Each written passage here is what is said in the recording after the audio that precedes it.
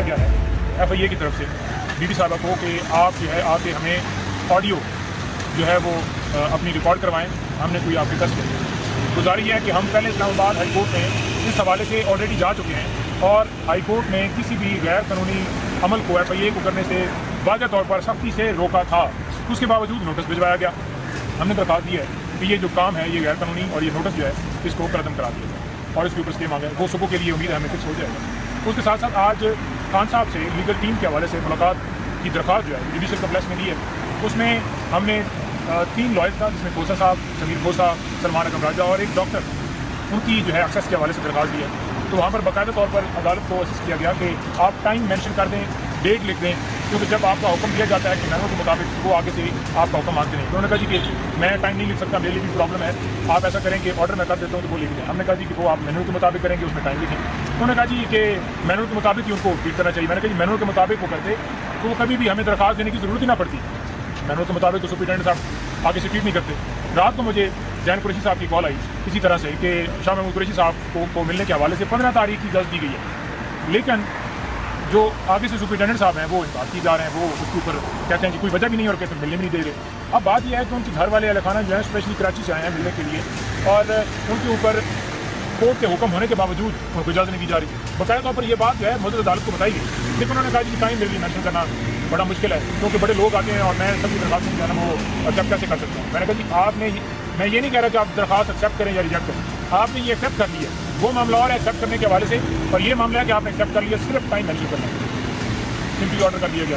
اب بھیجا ہے، دیکھتے ہیں کب قرآن اندازی نکلتی ہے شاہ صاحب کے حوالے سے، جو آج امید ہے ہمیں کم کی ملاقات ہوگی۔ اچھا اس کے بعد خاتون جج دھمکی کے وہ جو خان صاحب کے اوپر ایک کیس کمپلینٹ کون ہے، بات کس حوالے سے ہو رہی ہے اور کس انداز میں ہو رہی ہے، وہ FIR درج کر دی گئی۔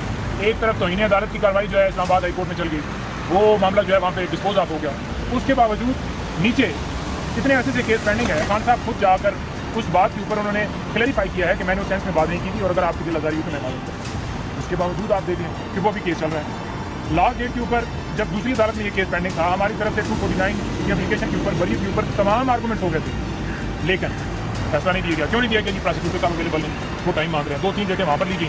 اب عدالت چینج ہوگی، آج پھر وہی ہوا کہ پراسیکیوٹر صاحب وہاں پر اویلیبل ہیں، جیسے کہ آپ کو پتہ ہے کہ پہلے بھی آنکھ ناک کان سارے بیماریاں چلتی رہتی ہیں، تو آج پھر وہیں پہ اس میں ڈیٹ ہو گئی ہے، نیکسٹ ڈیٹ کے اوپر ہر صورت جیسے آپ کو فیصلہ کرنا چاہیے۔ آج ایک بڑی اہم درخواست اور تھی، وہ درخواست یہ تھی کہ خان صاحب کو ڈسٹرکٹ کورٹ کے اندر پروڈیوس کیا جائے۔ اچھا میں نے جج صاحب کو گزارش کی کہ جب یہ ڈسٹرکٹ کورٹ F8 کچہری کے اندر تھی، اس وقت معاملہ یہ تھا کہ وہاں پر آپ کو پتہ ہے جی کہ جج صاحب کو میں نے کہا جی کہ وہاں پر مرڈر بھی ہوتے تھے، سیکورٹی کے خدشات اور ساری چیزیں تھیں، لیکن اس کے باوجود وارنٹ نکالے جاتے تھے۔ 26 گھنٹے آپریشن زمان پارک میں کس سینس میں ہوا، ضرورت میں ہوا، تو وہاں پر اتنی زیادہ جو ہے عمران خان صاحب کی طرف تھی، تو اب طلب ختم ہو گئی ہے، جبکہ قانونی طور پر ان کو اگر پیش کرنا ہے تو کیس آگے پروسیڈ ہوگا۔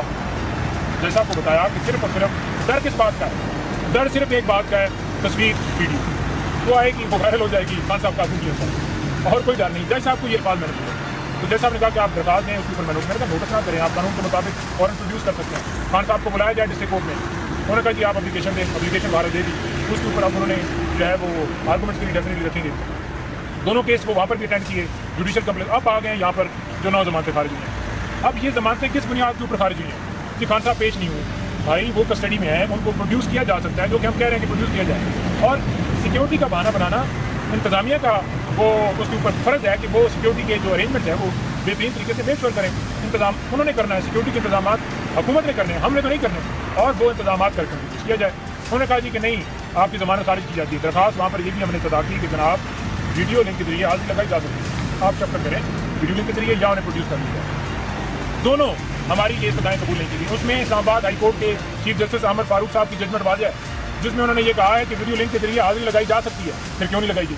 نہیں لگائی گئی، ضمانتیں نو خارج کر دی۔ بدریتی یہ ہے کہ ضمانتیں یہ خارج ہوئیں، خان صاحب کی ضمانت اس مقدمے میں ہوگی، نئے مقدمے میں ان کو گرفتار کر لیا جائے گا۔ اسی طرح سے ضمانتیں خارج ہوئی ہیں لاہور میں بھی، اور وہاں پر بھی یہ سیم گراؤنڈ، یہ سارا ایک سیٹ پیٹرن، ایک میں ضمانت خارج ہوگی اور دوسرے میں جناب پکڑ لیا جائے گا، ایک میں ضمانت خان صاحب کو ملے گی، دوسرے میں گرفتار کر لیا جائے گا۔ سائفر سے نکلیں گے، کوچہ خانہ سے نکلیں گے سائفر سے نکلیں گے نیب سے نکلیں گے جوڈیشل کمپلیکس، اور وہ 9 مئی سے نکلیں گے تو پھر اور رسیدیں اور یہ وہ معاملات۔ مطلب ابھی آپ نے دیکھا کہ صبح ایک نیا جو ہے وہ کیس جناب شروع ہو رہا ہے جناب کا، وہ کیا کیا چاہیے کہ خان صاحب نے جب سیلاب آیا، ملک میں ناگہانی آفات آتی ہیں، خان صاحب تو گر رہے ہیں، खान साहब की पूरी दुनिया मानती है, वो चोर चक्के छोटे हैं, लोग वो नाम लेते हैं तो लोग जो है पैसे उनको भिजवा देते हैं। उन्होंने पैसे मंगवाए, उन्होंने बाकायदा तौर पे वो जो आपको सबको पता है कि एक प्रोग्राम वो होता था और उसमें वो फंड रेजिंग करते थे और वो उसका पैसा जो है जितने गरीब आवाम जो उसमें मुतासरीन होते थे उनको डिस्ट्रीब्यूट होता था। आज तक कोई ऐसी लेके आ जाए कि खान साहब की 17 साल की ज़िंदगी में कोई ऐसी मिसाल मिली हो कि खान साहब ने उस जगह के ऊपर पैसे मंगवाए और खा गया, खान साहब ने शौकत खाना के नाम के लिए पैसे और खान साहब पैसे खा गए। किसी ने आज तक ये बात नहीं की। 16-17 महीने गुजर गए, 17 महीनों के बाद इन्होंने देखा कि तमाम केसेस के अंदर जो है वो जो इन्होंने बनाने थे वो तो बना लिए, अब ये केसेस तो बन गए हैं। अब कोई ऐसा केस और मजीद नैब का देखा जाए, अब क्योंकि 50 करोड़ वाला भी मामला जो है वो भी दोबारा तरमीम हो गई है, अब नवाज शरीफ साहब भी जुमरे में आ गए, अब जरदारी साहब भी आ गए, अब ये सारा खानदान और दूसरे दीगर जो हैं वो सारे भी आ गए। तो लिहाजा उन्होंने कहा कि ये तो नैब अलकादर ट्रस्ट खाना नैब चल रहा है, तो साथ क्यों ना ये इसके ऊपर उठाया जाए। कोई एविडेंस नहीं, पहले भी जो केसेस बनाए गए कोई सबूत नहीं है। ये सारी की सारी जो प्रोसीडिंग है सिर्फ सियासी इंतकामी कार्रवाई है। तमाम मुकदमात में खान साहब शुरू होंगे।